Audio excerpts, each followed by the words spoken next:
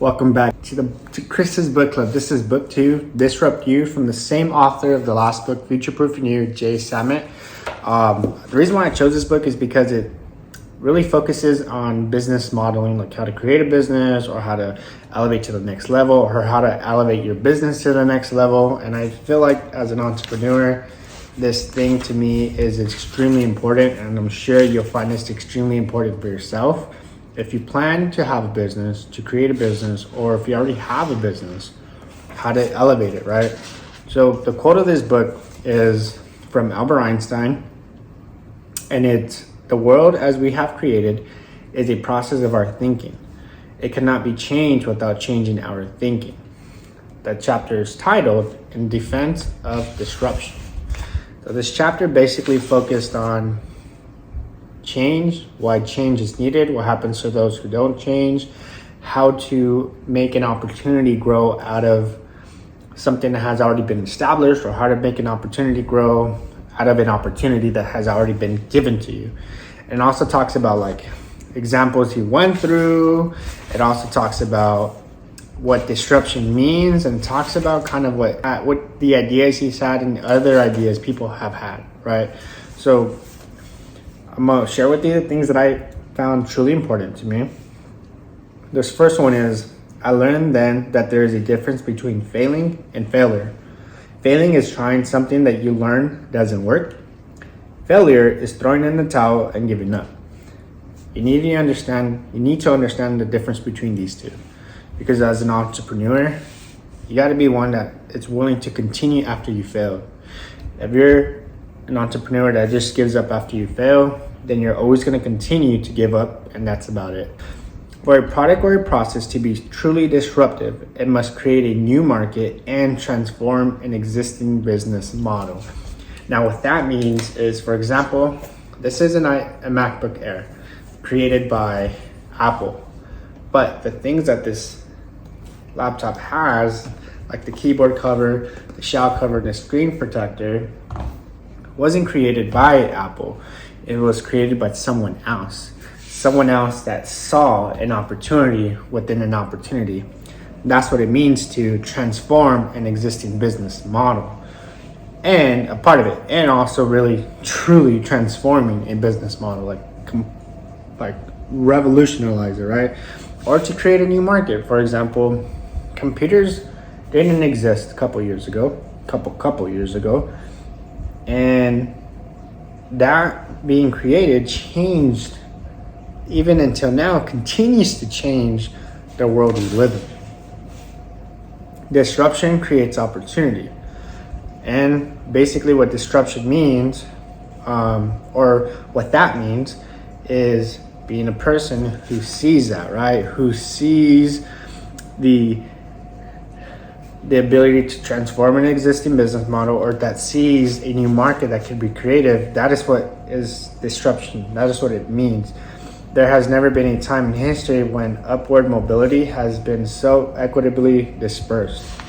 A century ago, having a few thousand customers for your product made you nationally known to America's 76 million citizens.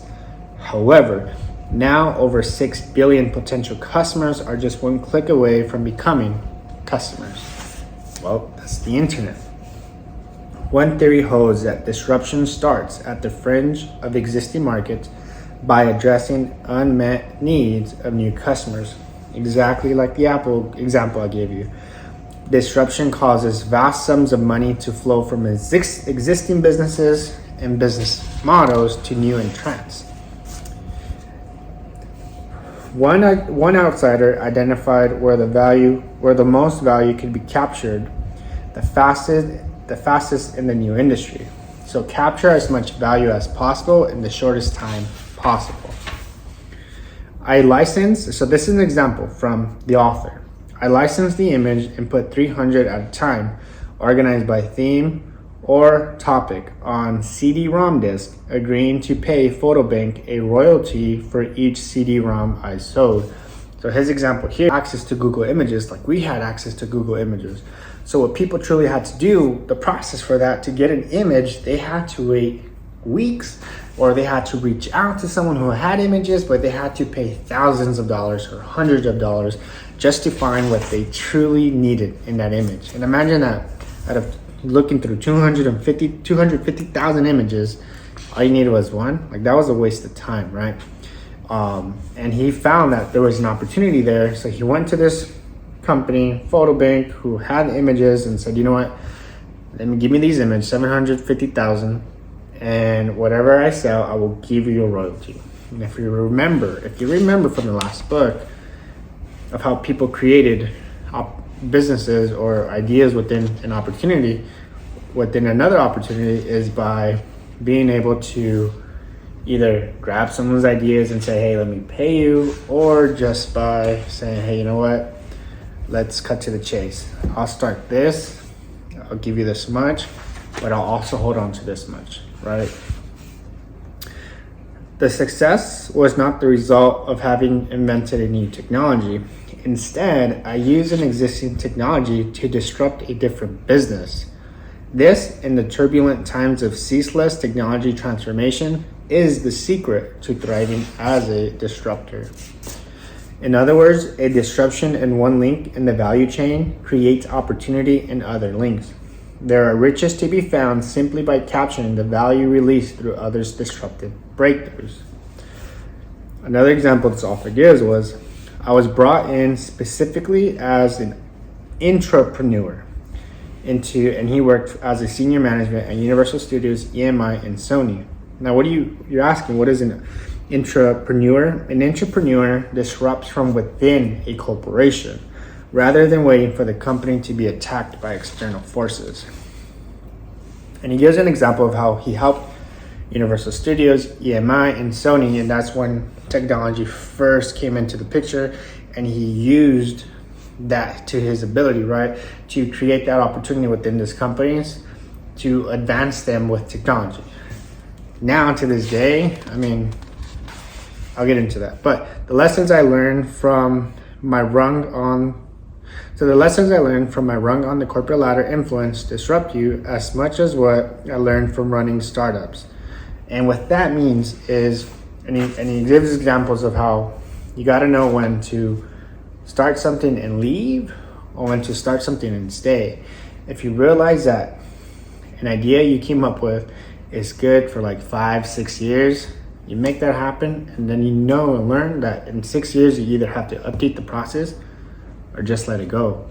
And what he did, right back to example with the CD-ROMs, is he knew that after a while that wouldn't exist anymore, because Google Images, right, came into the pictures. So he ended up selling his business, and that's it, he left it. The majority of people are not willing to risk what they have built for the opportunity to have something better. Would you rather work 40 hours a week at a job you hate, or 80 hours a week doing work you love? And what he also talks about in this chapter is, you got to know when to take the risk. It says, security doesn't rob ambition, the illusion of security robs ambition. And he gives the example of how a person goes into work and they climb that corporate ladder, but they just hate being at work. The only thing that keeps them there is that every time they stay longer within the company, they get paid more.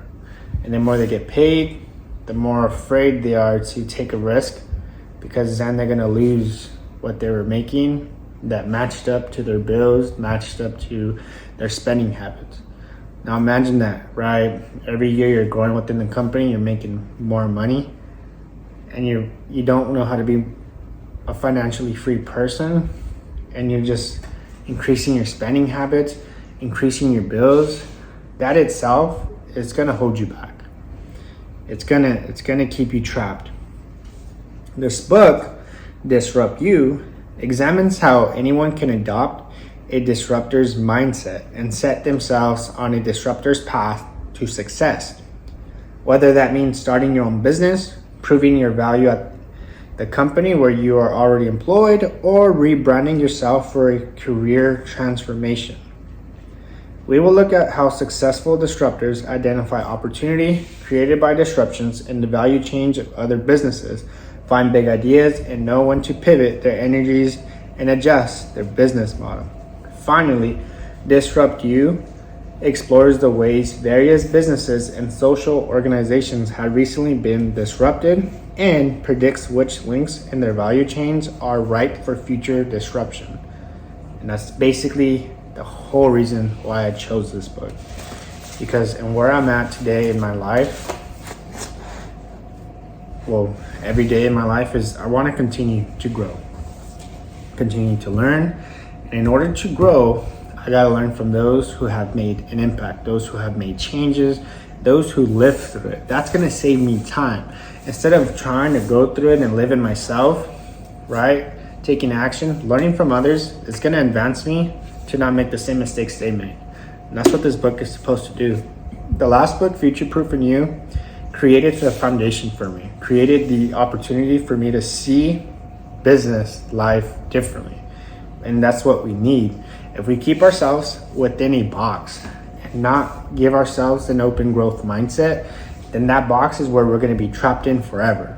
And if you're trapped in the box, then you're going to come up with the same questions everyone has.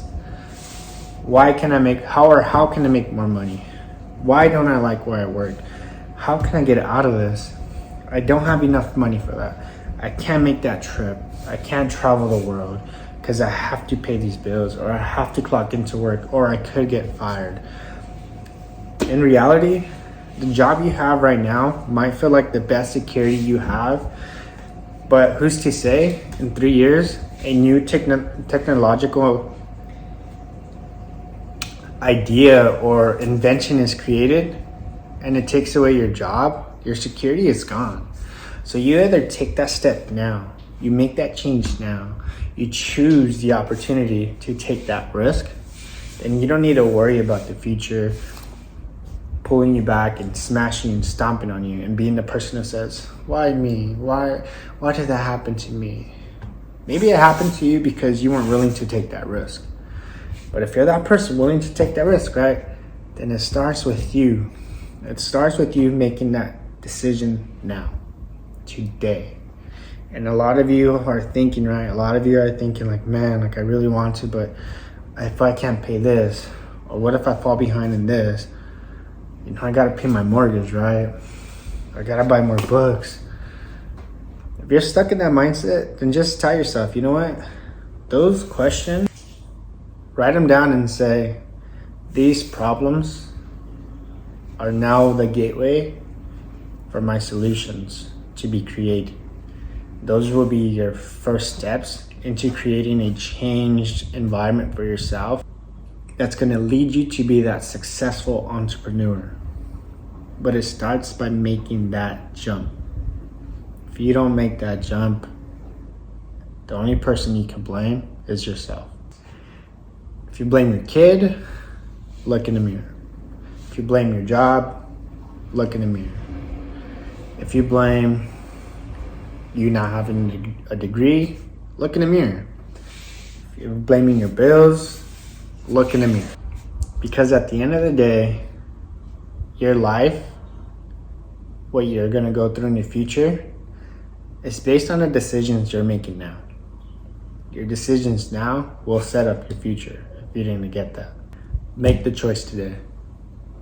It's either now and not later, because later probably won't even exist. But that's chapter 1 of Disrupt You. And as we continue to read books, we're going to continue to change. We're going to make changes in our lives. They may be scary, they're going to be risky, but the whole point of these book clubs, besides the fact that they're really for my personal development, is that you could use them for your personal development. But it's going to require you to grow. And if you're willing to make that leap to grow, then as we continue to read these chapters, you have to set yourself up for future you.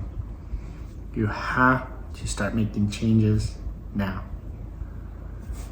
But like this video, subscribe to the book club, because from here on out, we're gonna hit milestones. Thank you for watching this video.